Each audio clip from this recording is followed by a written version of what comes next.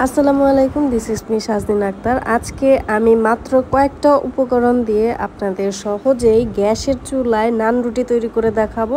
যার কারণে আমি এখানে 4 কাপ ময়দা, 1 টেবিল চামচ লবণ আর এখানে 4 চা চামচ চিনি দিয়েছিলাম। বাট আমার কাছে চিনিটা একটু কম লাগছিল, আপনারা একটু বেশি করে দিয়ে নেবেন। তারপর এখানে আমি 3 চা চামচ ইস্ট দিয়ে দিয়েছি, যেটা কিন্তু মাস্ট লাগবে। তারপর এখানে আপনারা 4 চা চামচ ঘি দিয়ে নেবেন। আমার এখানে একটু কম কম পড়ছিল, আপনারা বেশি বেশি করে দিবেন।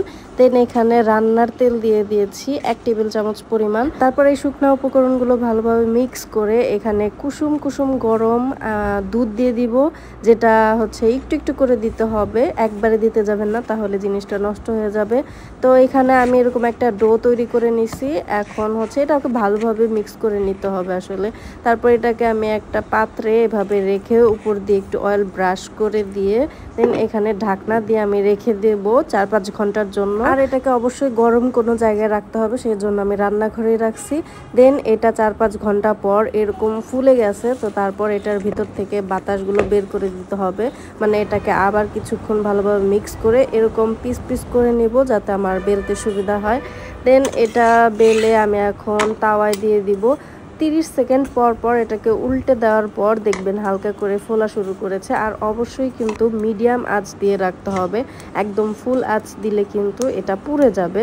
তো এটাকে মিডিয়াম আঁচে দেওয়ার পর দেখুন এটা কীরকম ফুলে গেছে।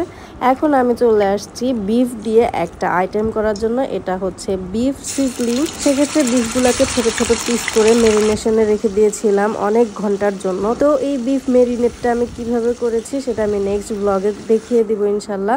তো এগুলোকে আমি ভালোভাবে তেলে ভেজে নিছি, অনেক পোড়া পোড়া করে ভেজে নিছি, যাতে টেস্টটা একটু স্মোকি হয়। দেন ওই তেলের ভিতরে আমি কিছু রসুন কুচি দিয়ে দিছি। দেন হচ্ছে পেঁয়াজ আর মরিচ, পেঁয়াজটাকে কিউব করে কেটে পাপড়িগুলো আলাদা করে নিয়েছি। তারপর এগুলো বেশ ভালোভাবে ভাজা হয়ে গেলে এর ভিতরে লাল আর সবুজ ক্যাপসিকামগুলো দিয়ে দিব। তারপর এই জিনিসগুলো 5-6 মিনিট ভাজার পর একটু যখন নরম হয়ে আসবে, বাদামি লুকে আসবে, তখন আমি সেই ফ্রাই করে রাখা বিফগুলো দিয়ে দিব। এবার একটা সস বানাবো, যার কারণে আমি এখানে 3 চা চামচ টমেটো কেচাপ নিয়েছি। তারপর 2 চা চামচ নিয়েছি সয়া সস, 1 চা চামচ গোলমরিচের গুঁড়ো, দেন হচ্ছে একটু চিনি, 1 ফালি লেবু, দেন একটু দিয়ে দিয়েছি ক্রাশ করা শুকনা মরিচ।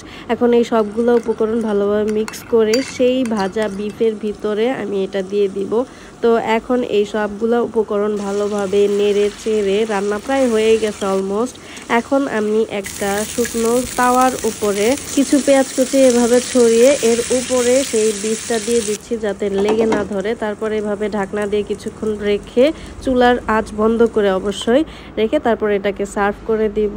আর সেই তন্দুরগুলো দেখুন এখানে কত সুন্দর লাগতেছে। তারপর বাসার সবাই এটা টেস্ট করে বলছে অনেক ভালো হয়েছে। সো আপনারা বাসায় ট্রাই করতে পারেন। দেখা হচ্ছে নেক্সট ভিডিওতে। আল্লাহ হাফেজ।